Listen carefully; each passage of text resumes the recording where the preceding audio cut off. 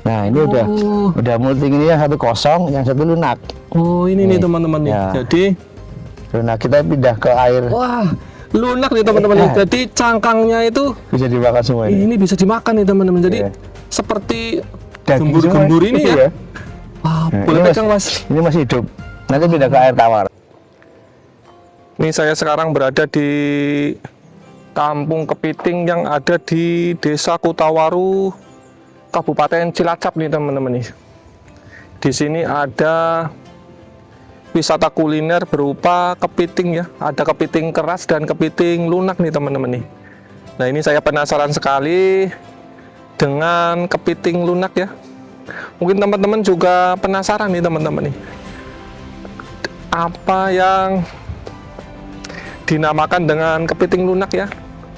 Ikutin terus petualangan dari Jejak Sang Ragil di eksplorasi Desa Kutawaru, desa wisata yang ada di Kabupaten Cilacap nih teman-teman nih. Ini budidaya kepiting lunak nih teman-teman nih, yang ada di Kampung Kepiting punyanya Mas Wari nih teman-teman. Ini saya beruntung sekali karena ditemani sama beliau. Satu box, satu ekor. Oh ini berarti per boxnya 1 ekor ya? Iya. Harus, karena kalau dua kan kepiting itu kan kanibal. Oh, bisa saling makan. Iya. Nah, ini. Oh, nah ini ikan memang sengaja. Ini nyapit, ini makanannya. Kalau ini masih nyapit, ini keras. Nah ini berarti yang sudah diambil cap itu ya mas ya? Iya. Nah ini sudah menunggu untuk Molting. keluar dari, namanya apa mas? Kalau Molting. molting ya, Oh, bahasanya molting. molting. Nah ini Ya bahasa Jawa sumi ya. nunggu keluar dari ini apa namanya? Cangkang. Cangkangnya nih teman-teman nih, supaya bisa menjadi kepiting Lunak. Nah ini di sini banyak sekali nih teman-teman nih. Ada ratusan mungkin ya teman-teman ya. Iya. Nah ini adalah calon-calon kepiting lunak nih teman-teman nih.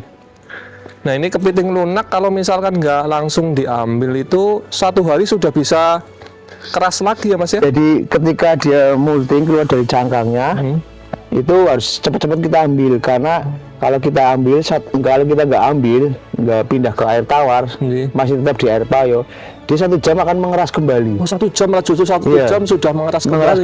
Teman-teman nih. Nah ini berdasarkan Mas Wari, kalau dimasukkan ke air tawar bisa bertahan 3 hari. 3 hari masih hidup. Nanti ada yang molting, cari. Nah ini ditempatin seperti keranjang seperti ini ya. Jadi 1 ekor 1 keranjang nih teman-teman nih. Nah ini jumlahnya banyak sekali ya. Nah ini biasanya kalau molting itu pagi hari atau sore hari ya mas ya? Pagi jam 6, kalau sore juga jam 6. Itu, tapi waktunya nih teman-teman nih. Tapi ada tiba-tiba ada yang molting, bisa kita ambil.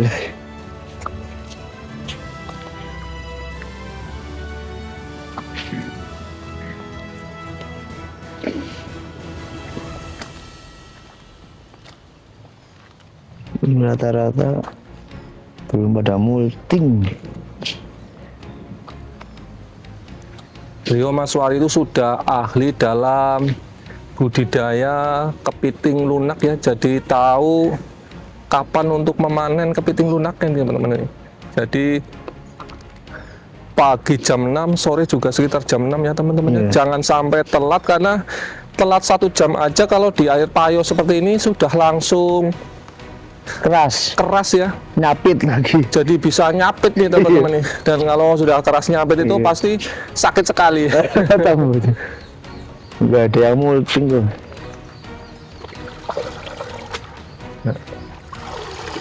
Nah ini belum ada yang molting karena memang siklusnya masih jam ini, siklusnya belum nih teman-teman nih. Siklusnya malam biasanya. Ini ya.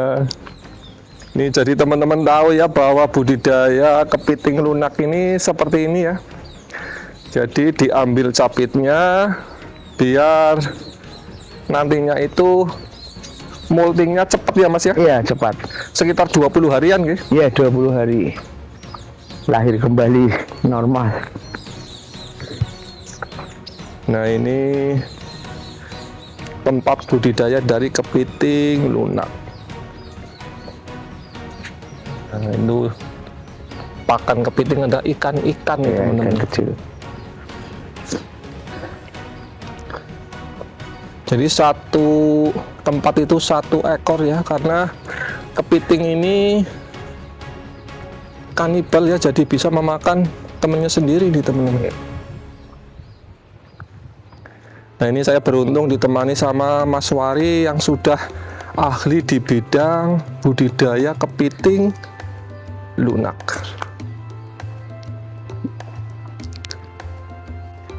Wah, banyak sekali nih Mas. Iya. Ini ratusan lebih ini. Ya, sampai belakang-belakang juga ada. Masya Allah. Ternyata kepiting itu bisa dibudidayakan menjadi kepiting lunak nih teman-teman. Nah, ini udah molting nih. Ada. Nah, ini. Bismillahirrahmanirrahim.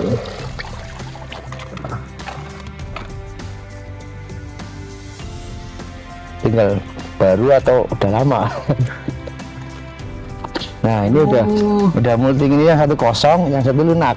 Oh, ini nih teman-teman nih. Ya. Jadi, Lunak kita pindah ke air, wah, lunak nih teman-teman nih. Ya. Jadi cangkangnya itu bisa dimakan semua ini. ini bisa dimakan nih teman-teman. Jadi Ya. seperti Daging gembur-gembur semua ini itu ya. Wah, Nah, boleh ini pegang Mas. Ini masih hidup. Nanti pindah ke air tawar. Nih ya teman-teman ya. Jadi ini harus cepat-cepat diambil nih teman-teman nih. Karena kalau 1 jam di air payo ini langsung keras ya. Iya. Dan ini harus dipindah ke air tawar karena air tawar bisa membuat kepiting ini bisa bertahan sampai 3 hari ya. Iya. Tetap lembut seperti lunak. Iya. Nanti coba kita di air tawar, pasti dia agresif. Kita coba. Wah, Iya. ini dibawa seperti ini aja nggak apa-apa. Iya, Mas? nggak apa-apa. Nah, ini beruntung Panen. sekali karena saya dapat kepiting lunak nih teman-teman nih ya. Ini kalau segini berapa on ini Mas? Paling 1,5 atau 1,2 on. Ini boleh saya beli Mas? Bisa Nah, ini saya beli. digoreng ya. Nah, ini saya beli ya kepiting lunaknya nih teman-teman nih. Beruntung Ambil itu kita embernya. dapat 1 ekor ya. Ini yang namanya kepiting lunak nih teman-teman nih.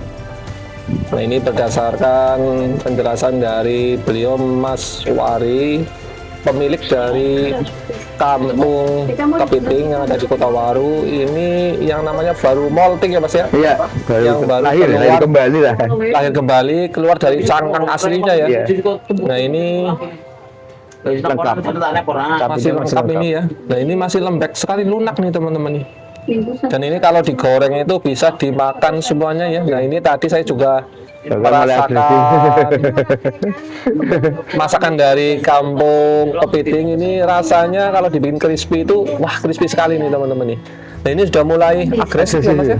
Tapi nggak nyapit dia. Oh, nggak nyapit ya. Iya. Dan ini kalau di air payo itu 1 jam aja bisa keras kembali. Nah, ini kalau di air tawar seperti ini bisa bertahan sampai 3 hari ya. Iya.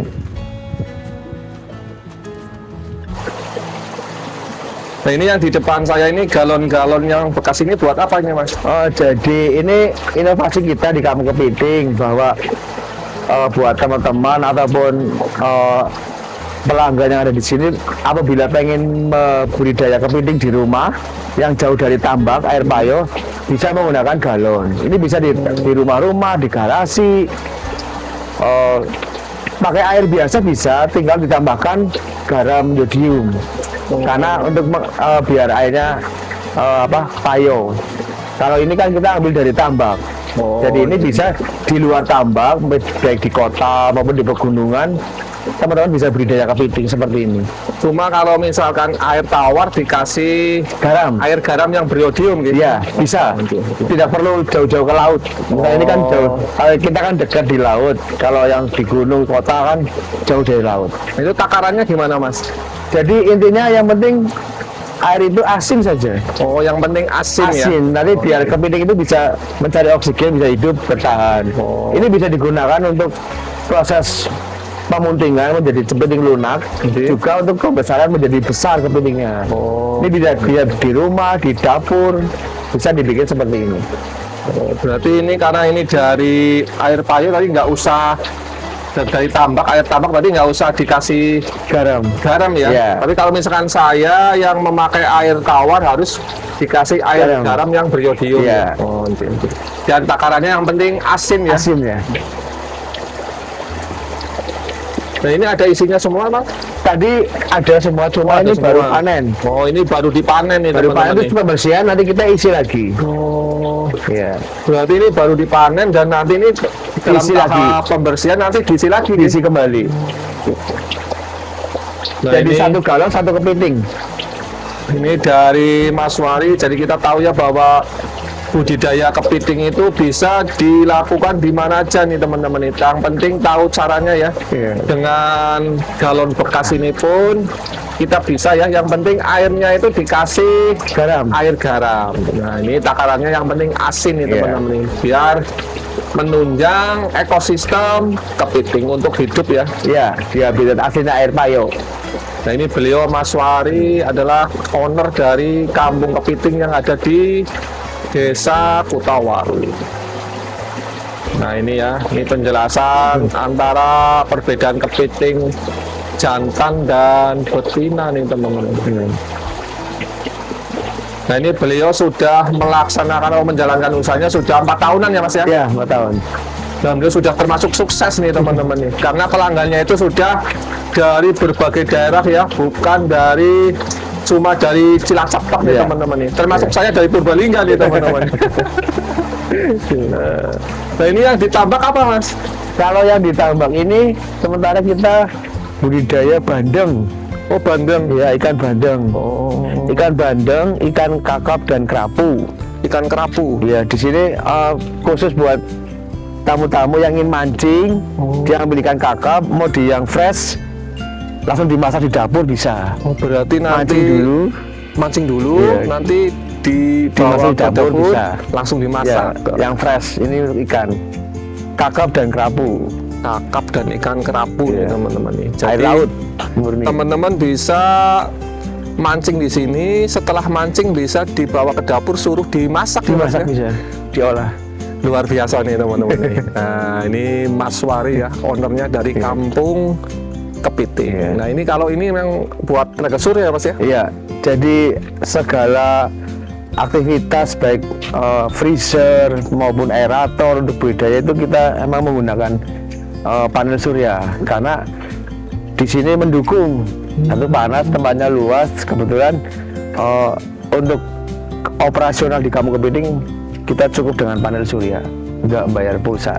Nah ini sudah menggunakan panel surya nih teman-teman nih. Jadi menghemat ya Mas ya? Iya, menghemat. Efisiensi sekali nih teman-teman nih. Juga istilahnya ini nih teman-teman nih. Jadi apa ini namanya? Di samping menghemat juga ramah lingkungan nih teman-teman. Iya. Nah ini memang sudah dikonsep sedemikian rupa ya teman-teman ya. Nah ini bagus sekali nih teman-teman nih. Berarti misalkan pas lagi musim hujan pun nggak masalah ya Mas? Nggak masalah karena ada sistem penyimpanan baterai. Penyimpanan baterainya Iya. itu ada nih teman-teman. Nah ini yang namanya panel surya itu seperti ini ya. Nah ini di kampung Kepiting sudah menerapkan nih teman-teman. Jadi semua sumber energi itu sudah menggunakan panel surya ya. Ini berarti cangkang yang sudah dari kepiting itu sudah keluar dari cangkangnya Mas ya. Yang nantinya buat kepiting lunak. Iya, jadi ini emang cangkang yang sudah kosong, jadi proses molting. Dia kepiting itu lahir kembali dia keluar dan utuh, dan itu menjadi kepiting lunak. Kalau di sini namanya kepiting lunak, beberapa varian rasa lah, ada crispy dan sebagainya.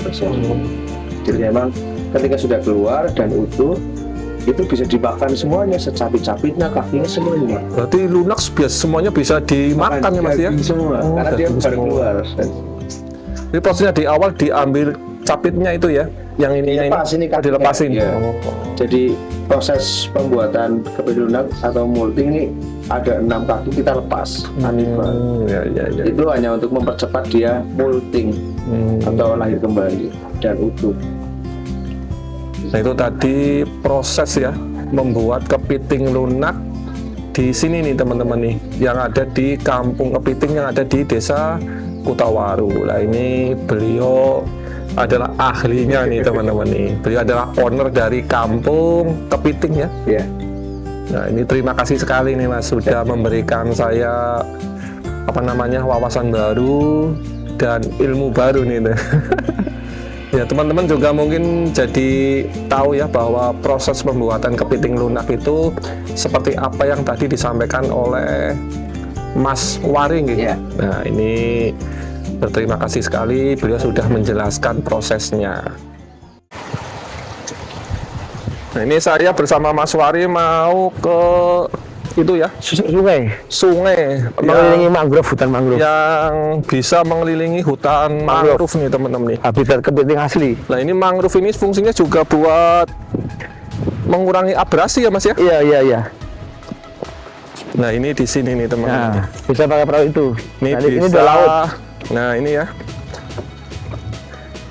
Ini kapan-kapan saya kesini kepingin mengelilingi hutan mangrove nih Iya. teman-teman itu. Tapi untuk hari ini karena waktunya nggak mencukupi, kita cuma melihat perahunya aja ya. Nah ini berarti ke sana bisa berkeliling ya Mas ya? Iya, kita masuk ke akar-akar mangrove.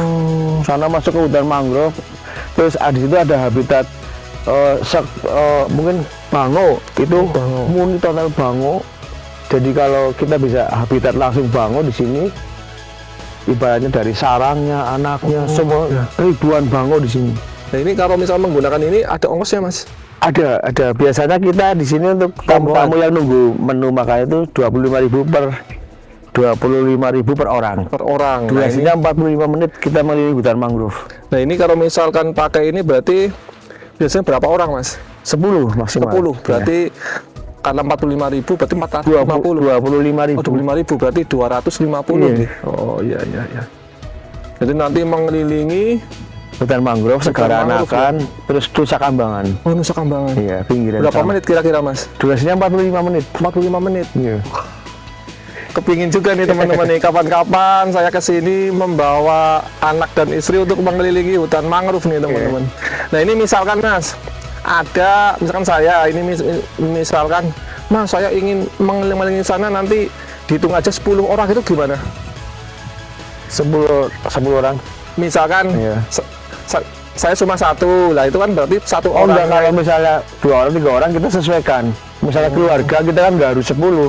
Misalnya keluarga bapak, ibu, anak 2, kita tetap berangkat.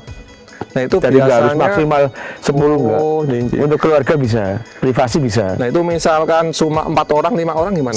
Bisa. Oh, berarti 5 orang cuma 100.000. 100.000. Iya. Oh. Nah misalkan saya 1 orang, Mas ini 1 orang berkeliling, saya kasih 100.000 bisa? Bisa. Oh bisa.